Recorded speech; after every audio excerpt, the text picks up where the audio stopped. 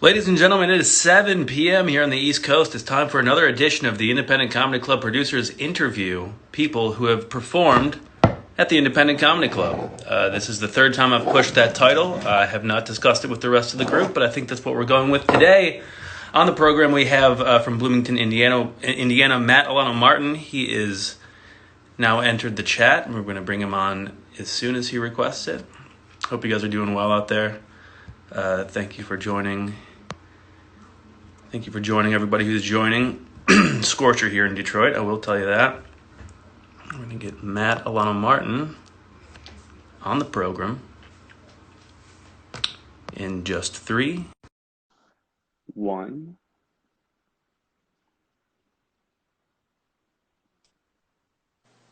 Matt, how's it going? Good. Hi. How are you? Great. Welcome to our show. I'm honored to be here. Right on. Like I'm the only one. I'm glad to be both the guest and the audience. This is a lot of work for me. I'll do my best. We will get cooking at any moment here. In fact, I see a line around the block. I think people got it all screwed up. Yeah. Didn't realize that it was a virtual thing. How is everything going with you and your comedy to start off with? There's been zero comedy. Yeah, it's interesting. Everyone. I've just been sort of on hiatus because there are no shows. I've been kind of extra on hiatus. I've been taking care of my mom. She got out of the hospital recently. Actually, Wow. not too recently, a couple months ago. So basically, the entire time of the pandemic, other than like the first week of it, I've been living just outside of Louisville, Kentucky, with my mom, kind of as her primary caregiver. But she's doing better. She's good. I'm probably going to be heading home in a week or two. Which seems like when clubs are starting to open back up again. So timing wise, it's worked out. So. Right. I mean, that's a important way to stay busy. Yeah, exactly. In a weird way, it's been good because it's kind of kept my mind off of the awfulness of the world, Right. Now, home for you is Bloomington? Yes. Mm-hmm. So you said for the most part of the pandemic, you've been outside of Bloomington, mostly in Louisville? Basically, I've been down here. I will go home on the weekends. Sometimes when my brother is off on the weekends and he can kind of stay with my mom, then I would go home for a couple of days. It's sort of been the routine. So, yeah. But also when I'm at home in Bloomington, I'm just at home with my wife and my dogs, like, self-quarantining, Right. the whole thing. So have you found time to do any kind of like virtual shows over the quarantine? I got asked to do a couple, and they both were right at the beginning of all the stuff with my mom, and I was not really in a good comedy headspace to do. I am interested, it seems like people have adapted. I've watched some, I've been able to watch a few, and it's been interesting to see how people, not that they have to change everything, but you adapt the energy, and it's interesting. It's very cool. But no, I've not done any, unfortunately. So. Right. Yeah, it has been interesting to see, just the way, like, how agile people, doing comedy have to be, or, in order to sustain shit throughout, an unprecedented quarantine and pandemic. I guess it's not that different than, good comics know how to change. I always think about this thing that I saw Steve Simeon do. He's a comic from LA, and it was a pretty small crowd in a very large comedy club. And he came out and he was just very low key. And he said, and he just addressed it. He was like, it'd be really weird if I came out. He was like, hey, everybody. So a crazy thing happened with me and my girlfriend. He's like, you 4 people would be like, did something crazy happen?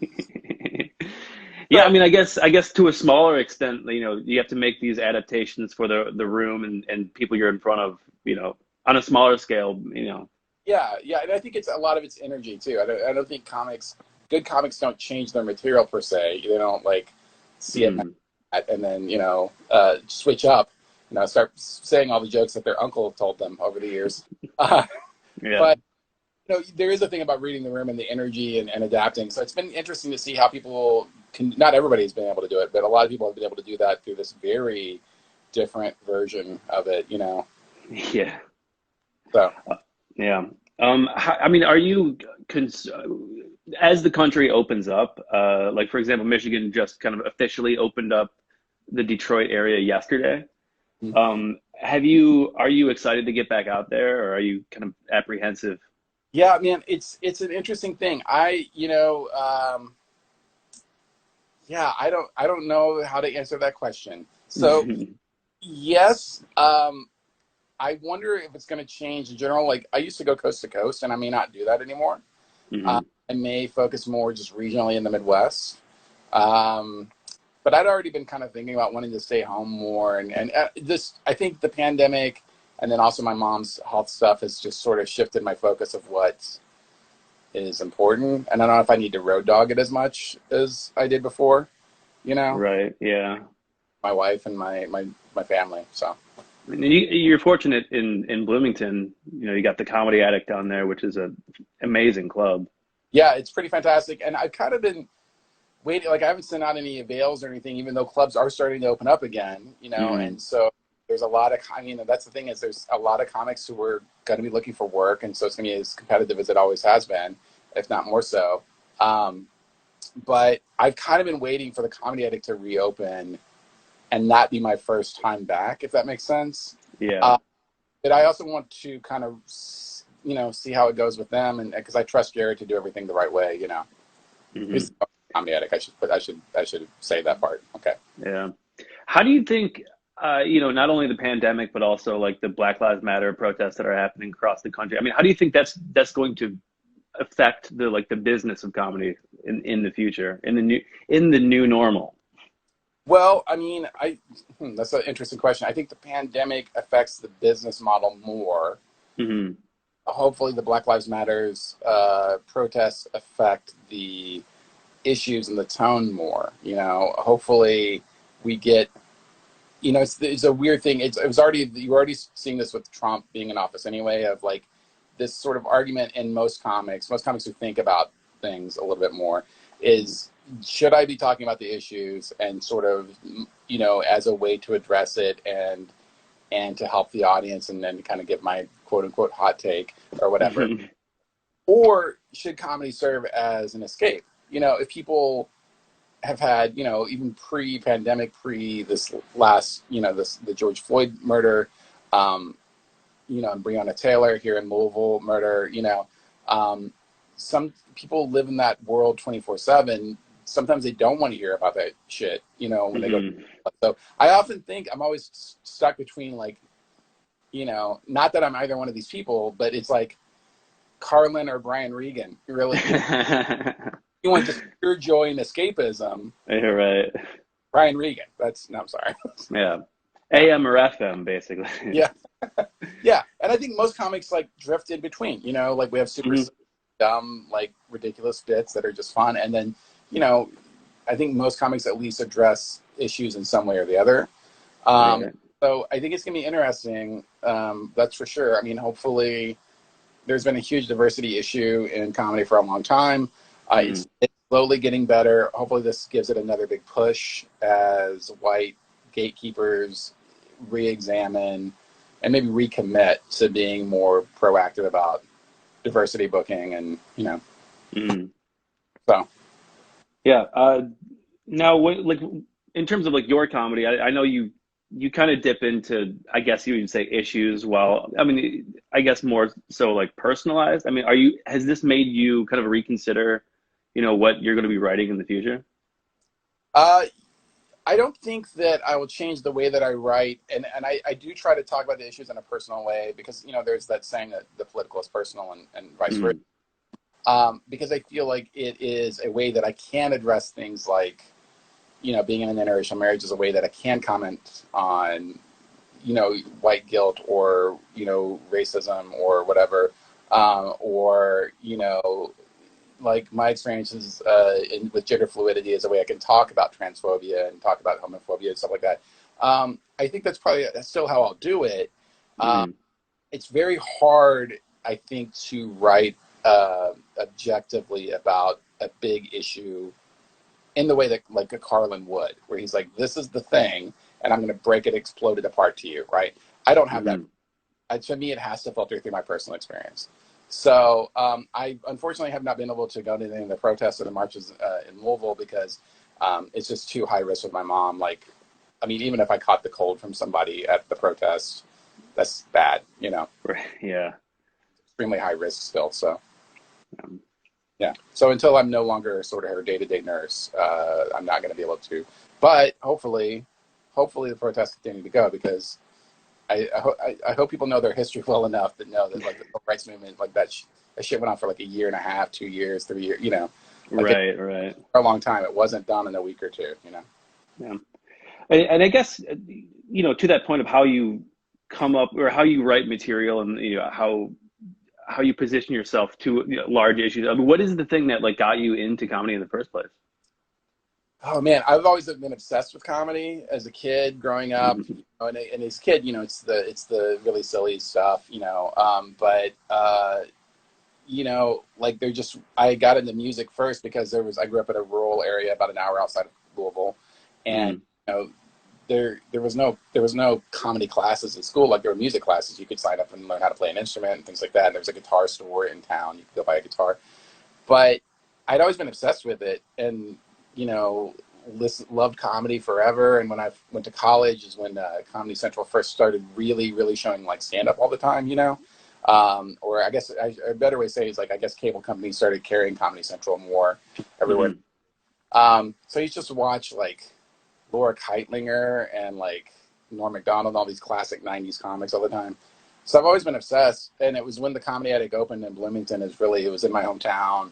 There was no excuse not mm. to. I was at that point. I was pretty burnt out on music. I'd been playing music in bands and stuff for like 20 years, and so I I feel that. I got to Um, say, I've just now gotten back into music. I had to take like 12 years off, but that's a big thing I've been doing. Like, I take care of my mom, and then I sit in this spare. Like, I'm in my mom's condo, like the spare bedroom / storage space. Like, out on the other side of my screen is yeah. weird boxes full of stuff and a small pathway for me to get in and out of the room. But I brought my guitar down here and my amp has like headphone jack, and I've just been writing music. It's been great. It's been kind of like I'm in high school again. Like, you know, I'm in my mom's house in my car for hours. There's a curfew. You have to respect a curfew. Exactly. Yeah, I've been sneaking out at night. You know. That's awesome. I mean, you said you played music for 20 years. I mean, there's an obvious crossover between like music and comedy and like the performance aspect. But I mean, like, do you think you took any skills from like, I guess, playing music, or I guess the, you know, booking show? Did you take any of the skills you learned from that, like, and apply it to comedy? I think the self-starter aspect of it. You know, when you grow up playing in indie bands and stuff, you know, you have to Mm, make your own scene. You know, you learn how to connect with other people doing the same thing as you. And so I think that aspect, I was able to hit the ground running a lot easier. You know, it still was terrifying doing stand-up for the first time. And I started much later because I was playing in bands and stuff. So I was 35 mm, before my first open mic. And wow. I've been on stage at that point for 20 years, you know, and music was not terrifying at all. I could play for nobody. I could play for a huge crowd. It didn't matter, you know. Yeah. But I mean, I was like, you know, it was sheer terror the first time I did stand up, and I loved it. That's what I was missing, sort of, was that excitement. And so I think there was a certain amount of stage confidence. I didn't have nerves in this way that a lot of people have nerves. It was different, but I was also very familiar with standing on the stage and having a bunch of people stare at me. But now, you know, it's Mm. so much harder. Comedy is a million times harder than music. Oh, Okay. It, absolutely. I can still remember, you know, the basic chords, but you know, yeah. No, but I also don't. play a song, and like 3 minutes after the song, whatever, most people will at least politely clap. Yeah. You have 3 full minutes where you're not expecting reaction. Whereas if you Yeah. go 3 minutes without a reaction, whew, that is a I think that's highlighted if you've ever been to, or anybody watching ever been to like a mixed open mic where there's music and comedy and like poetry. You yeah. know, people will generally be on board for the music, you know, and then but if a comic starts bombing, they're immediately like, shut up, get off the stage. Well, I can't think of a position where someone would like play a wrong chord and everyone would be like, boo. Yeah, I think you'd have to, like, I think lyrically, I guess if you sang really horribly, maybe. But yeah, I mean, it's a different thing. But it's been like I've been very stoked. I've actually written an EP of angry protest punk rock songs. Really? and a half, yeah. Fuck yeah. Yeah, so I've been learning digital recording software stuff, watching a lot of YouTube tutorials. Hmm. So yeah, I probably should be writing jokes and getting ready to go back out, but it's been nice to not think about it for a while. Yeah, I think, the same thing can be said for a lot of comedians these days. It's like it's nice to have some time off, like maybe Yeah, get into some other hobbies that will trigger the part of the brain that makes creativity that we then take on stage. I hope so. I always try to every now and then book, and I would do about 35 weeks a year on the road, and that would Hmm. 2 or 3 weeks out and then home a week or whatever. And so I started in the last couple of years finding a time where it was kind of hard to get gigs, or I'd be kind of like, they wouldn't be great gigs or whatever, and just taking that month off, Hmm. Same thing is like you have to unplug from the matrix, like not to sound like some, I don't know, conservative, but you You're gonna have try to to red pill me next, I think, is what's gonna happen. look. I'm just saying the QAnon has some good ideas. No. And that's why I brought you on. I wanted to discuss Okay. it point by point. Uh, so yeah, you think Quibi is like a front for QAnon? Yes, I do. And I'm glad I brought you on to echo these points I've been making for weeks now. Quibi down, like Yeah. down, like CISO. Quibi, they're short and concise, they're concise, much like Q's messages. Yeah, I don't know. there's some executive somewhere who's like, okay, so CISO shows were too long. Q, now what's the exact length of show content that people need? I don't know. Yeah. Despite Yeah, it's because I know when I'm looking for media, I'm looking for the length of it, first. That's my number one priority is length. exactly. Yeah, Hmm. yeah. I have this much attention span, and there you go. Yeah. It's funny. I just a little anecdote. You were talking about digital recording and doing punk. Yeah, I during quarantine, I got back into like kind of making music on the computer. So I've been having a lot of advertisements directed directly at me, like, "Hey, download this MIDI pack for a crust punk, like a crust punk, like loop pack." I'm like, I don't think this That's has ever been. It's kind of mind blowing. It's like I didn't know that crust punk could be made with Ableton Live. yeah, dude. You have to follow the rules. Like you have to dig that computer out of a dumpster. You have Hmm. to buy. It has to like the Geek Squad had to have given up on it. You know, uh, hopefully it does have some urine on it. If not, you're gonna have to apply the urine, and then you're gonna fill up that Ableton, baby. Like that. Oh, That's I mistakenly watched one YouTube tutorial video that just because I was sort of interested, it was about the bass lines of, I think it was maybe Gang of Four or something, but they were break because I was watching all these Andy Gill, is that his name, the guitarist for Gang of Four. I was watching a bunch of videos where they were breaking down his guitar approach and stuff like that, and then I happened to watch one video where they kind of dissected the bass lines, and now it's just nonstop like, hey, do you want to learn how to play bass like Flea from the Chili? It's just like that's all the ads I'm getting. No guitar stuff, just that one. I will say that I have noticed that bass content on YouTube, it's a rabbit hole. There's a lot of bass content. Yeah, my nephew Chance plays the bass. He plays a couple of different instruments, but bass is his primary instrument. And I'm his cool uncle because I have Instagram. I'm the only one in the family who has Instagram, so I'm the only one to tell him like when we're getting together and stuff because that's the only social media that he uses, and he won't answer his phone. And so, and also, I've played in bands and stuff. But he'll send me stuff sometimes, and it's pretty cool. Like even though I'm not that interested, I mean I played bass growing up, but like I'm not that really interested in it anymore. There's some very cool videos of people shredding on the bass and doing. I mean, Yeah. I'm just saying that's the next march. Black Lives Matters now. Bass Mhm. Lives Matter Yeah. next year, 2 years from now. We'll get started on that. I think so. Yeah, the revolution will be through a 4 cab. Yeah. I guess the next question I have for you is like, what would you say to somebody starting comedy like right now, or like who had just gotten started? Well, excellent time.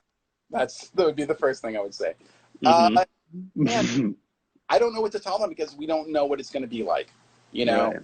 So I would say that the general advice I think is probably going to still hold up, which is, just write as much as you can. I think the basic idea of figure out how to write a joke first, like as far as the actual mechanics of a joke, like setup, punchline, misdirection, like things like that. Because like the big thing that I think a lot of people do is they get up there with like an amusing anecdote, but it's very amorphous and floppy, and it's just not Mm.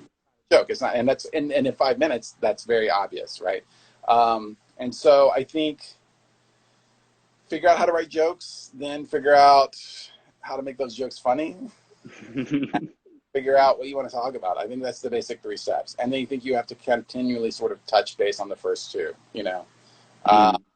I think it's very hard to talk about. I had someone share a Michael Che video with me, and they talk about like when I started comedy, and it's an African American comedian. He's like, when I started, this is the joke that I wanted to write. I was like, yeah, Michael Che wrote that joke 2 years ago after he'd been doing comedy for, or whatever. It's like no one is going to write that their first year in comedy. Like Yeah. big examination of Black Lives Matters is what the Michael Che joke was about. And so, yeah, man, I mean, you'll get there. It took me a long time to figure out how to talk about stuff that I really wanted to talk about in a funny way that worked in a comedy set. Like you can get up Mm. and talk about the issues, but then it turns into a TED talk and nobody's having a good time. Now, have you figured that out? I know that's a very rarely has a comedian ever been like, I figured it out, but like, was there a thing that made you kind of more, I guess, comfortable in talking about that kind of stuff? I think it's bit by bit. It depends on the joke. Mm. Like I had or at least it was sort of my closer before everything went to hell was I was talking about my father. I didn't really have this. It's a bigger, longer story piece about my dad and how he abandoned the family, and then how I tracked him down as an adult right before he died of Lou Gehrig's disease, right? So it's got like all this emotional arc stuff, right? And I also kind of reveal like that he's a pretty shitty person in the joke, right? So it's a lot of heaviness to it. I knew that story. That story happened. He died before I ever started doing stand-up. Mm. It took me 10 years of doing stand-up to figure out how to talk about that on stage in a way that made sense on comedy, right? And so I don't know if I think it's per topic, per joke.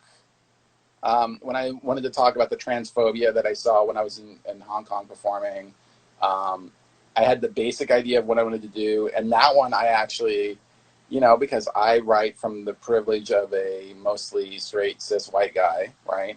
And so I talked to a couple of my trans friends. I ran past a trans comic that I'm friends with. And that and I just said, am I inadvertently doing the thing that I'm criticizing in this joke, right? Am Mm. I being a shitty person by trying to talk about transphobia?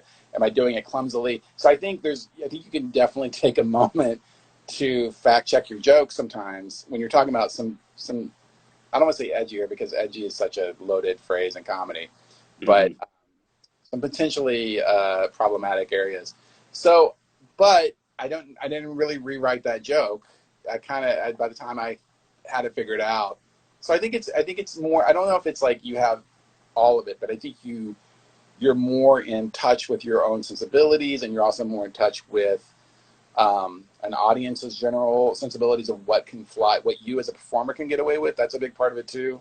I Mm. talk about my friend John Hancock, who's a very handsome, he looks like a handsome college professor, right? He's he's a little bit older than me, but he has some incredibly dark jokes, and he and I would talk about how he could get away with it. But if I try to do those jokes, because I'm this like 250-pound tattooed mongoloid looking dude, like people would be like, I think he means it. Like it's just he can get away with it because he doesn't come off as threatening, right? And so I Right. think part of it as a comedian too is you have to understand not your persona like something you put on and go do on stage, but really just how people read you. And so, and I'm gonna adjust this. Sorry. So yeah, I think that as you do it longer, you get a better sense of yourself. So yeah, Because at the end of the day, it is a skill to pull something like that off. And part of that skill is knowing what you have to offer, how people see you, and what yeah, your language is doing.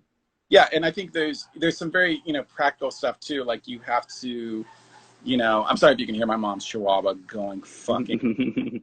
Uh, Not so much, but all right, so it's now I'm thinking about it, and it's cute. just put it in your mind. Just I want to. No, I think there's very practical sort of comedy ideas. Like, you know, there's the idea that you always work short to long and like clean to dirty in your set construction, and those are sort of interchangeable with, instead of clean to dirty, it could be not weird to weird or not political to political. Basically, anything that might split the audience.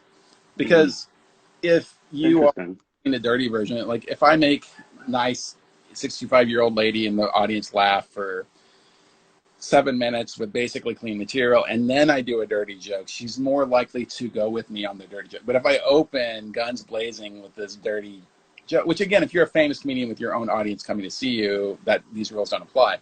But it's Right. same short and long. If I make you laugh 5 minutes with a bunch of short jokes and I get you, and then I go into a longer story joke, you're more likely to stay with me because I've trust. There's trust going on, and Yeah, so you've proven yourself as somebody who can achieve the laughter.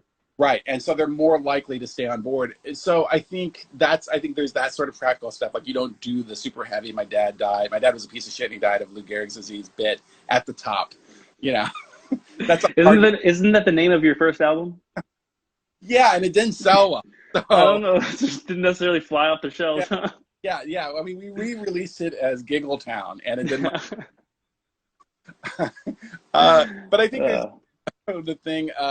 So those are very practical rules as far as set construction and what you can get away. But I think there is also, I think, a sense of the more confidence you have on stage, and I don't mean likability as in like you're always smiling and everything's like, you know, you can kind of push the audience a little bit. You can have tension and release with the audience on things.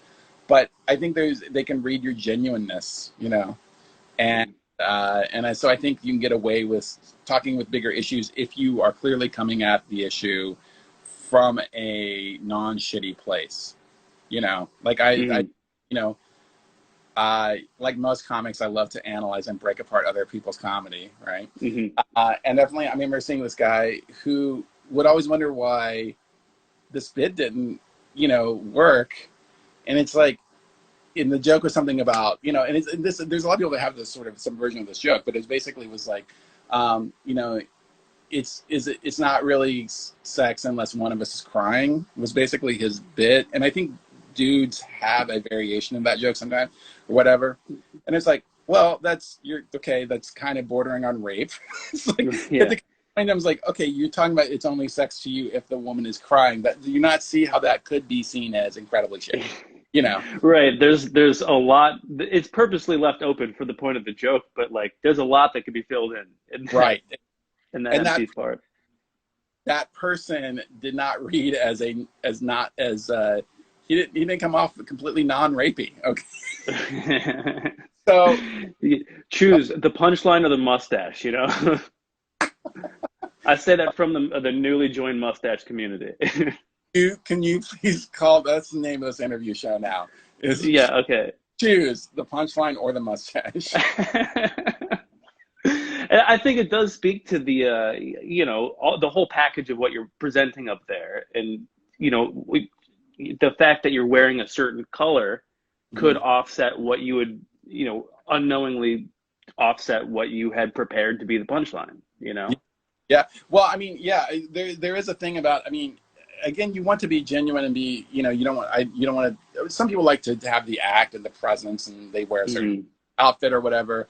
But, you know, like I purposely started wearing just basically black jeans and a black button-up shirt with a black hat, like, because with my beard and my tattoos, if I was wearing jeans and a flannel, then particularly not like the Independent, but if I'm playing like, you know, the Looney Bin in Tulsa or something like that, where I have more like country fans or what, you know, like then they're like, like they just don't, like I want it to sort of be like, you don't know what you're going to get when I, you know, just sort of a blank slate, which I think is probably why Carlin always wore all black. I think there's a tradition in that, you know, in the art, the all black outfit's sort of a blank slate for performing. But it's like, you know, like I could never, my first album is a lot about growing up in a trailer park, you know, And Mhm. so I couldn't wear a suit. I can be dressed like, like Ryan Stout on stage in this jacket, and then me talking about girls. Like it Yeah, didn't yeah, fly. right. Um, we're getting to the we're hitting the 30-minute mark here. I want to ask you a little bit about Limestone. I know that was kind of kicked down the road a little bit to September. Yeah, Are you, yeah. Like everyone else, for anyone who doesn't know, like I'm one of the co-founders of Limestone Comedy Festival, which is a comedy festival in Bloomington, Indiana. And yeah, like everybody else, it was supposed to have been actually last week, yeah. is when it would have been. And then we rescheduled for September because it was such a tough decision of like, do we just cancel it outright? We Hmm. felt like we had enough lead time. It wasn't like we hadn't sold any tickets yet. Tickets hadn't really even gone on sale yet. Um, it just felt like we had enough time to see how things were going to play out with the pandemic and reopening. Hmm. And so we were able to secure our venues for September. And it just felt like if we can do it, even if we have to do it in a reduced manner, like with 50% occupancy. And Jared and I just talked about it. And so, and it's like with every festival, like we barely get in the black every year, like we've been very Hmm. lucky. We've gotten in the black every single year, and whatever little bit is in the black has just gone in the bank. We have a little bit of a war chest saved up from the first 7 years, right? Right. So we were like, we have this. This is what we've been saving for. So even if we lose money this year by having a reduced number of tickets that we can sell, we just still thought it was kind of important to try to do it. Yeah. And then, and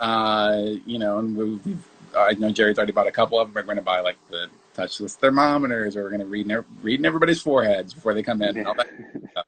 So we're, he and I still talk, a couple times a week about how we're going to try and pull it off essentially in this Yeah. new, but it just felt, I totally understand everyone who canceled their festival. That's like Yeah. we've come very close to doing it a couple of times, but I think it was just a sort of thing where we are one of the larger festivals in the country, but we're not so large that we can't do it in a responsible manner. Right.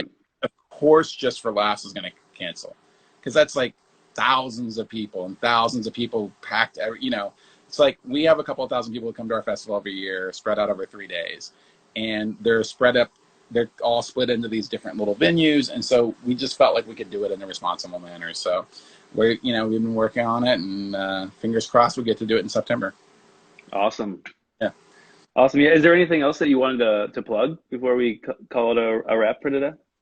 No, I mean, please donate to your local Black Lives Matters, your local bail fund. It's people that are able to get out there and march in the streets are doing the important work. Not everybody can, but even if you can't, if you have circumstances like mine, or, it's just maybe you're slightly agoraphobic of being around that many people or whatever, which is a real thing. People have PTSD. They don't want to go into a potential war zone. There's still ways that we can all support and help. So, Yeah. Well, thanks so much, Matt, for coming on and letting me pick your brain a little bit. I'm sure this is gonna be going up on YouTube. So, cool. yeah, awesome. Appreciate it. All right, man. Good talk, man. Good Really talk. good. I had a good time. Awesome. And I definitely want to hear your electro crust punk. Oh yeah, I'm downloading the package right now, and we'll see what kind of smash the state type tunes I'll come up with. I'll send you mine and you send me yours. Okay. All right, sounds good. All right, Talk to man. you soon.